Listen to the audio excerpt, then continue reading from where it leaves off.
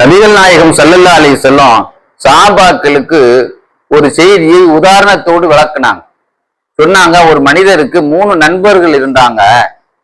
அந்த 3 நண்பர்கள் ரொம்ப பிரியமான நண்பர், எல்லா இன்ப துன்பத்திலும் கூட இருந்தாங்க. ஒரு நாள் அந்த மனிதருக்கு அதுல ஒருவருக்கு என்ன செய்து விட்டது, சக்ராத் நெருங்கி விட்டது, உயிர் போகக்கூடிய நிலைமை நெருங்கி விட்டது. உடனே அந்த 3 பேர்களை அழைச்சி, நாமெல்லாம் ஒன்னா பழகணும், ஒன்னா சாப்பிட்டோம், ஒன்னா சுத்தணும், எனக்கு மரணம் நெருங்கிட்டு, அதனால எனக்கு இந்த மரணத்திலிருந்து நீங்க என்ன செய்யணும், உங்களை நட்பால அதை தடுக்கணும் அப்படின்னு சொல்லி சொன்னார். அப்ப அதுல ஒருவர் சொன்னாரு, என்னால அதெல்லாம் முடியாது, நம்ம ஒன்னா பழகணும் எல்லாம் சரிதான், ஆனா உங்களுக்கு வந்திருக்கக்கூடிய இந்த மரண நோயை என்னால என்ன செய்ய முடியாது, ஹெல்ப் பண்ண முடியாதுன்னு சொல்லி ஒரு நண்பர் பின்வாங்கிட்டார். இன்னொரு நண்பர் சொன்னாரு, உங்களுக்கு மரணத்தை என்னால தடுத்து நிறுத்த முடியாது, ஏன்னா நீங்க இறந்துட்டா உங்களை நான் நல்லா குளிப்பாட்டி கஃனிட்டு உங்களை தொழு வச்சு உங்களை கபர் வரைக்கும் வந்து நல்லடக்கம் செய்யற வரைக்கும் உள்ள ஹெல்ப் மட்டும் நான் பண்ண முடியும் அப்படின்னு சொன்னார்.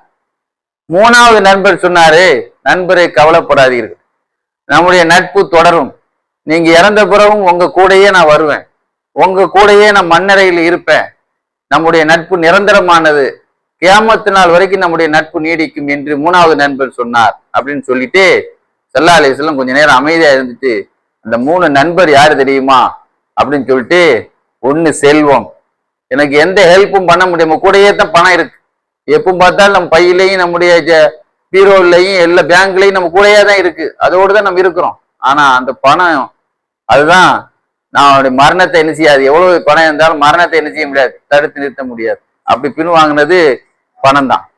ஆனா உங்களை கபூர் வரைக்கும் கூட வருவேன் அப்படின்னு சொன்னது யாருன்னா சொந்தம். அவங்க நான் ஹெல்ப் பண்றது கபூர் வரைக்கும் வருவாங்க, அதுக்கு பிறகு கபூர்ல விட்டுட்டு போயிடுவாங்க.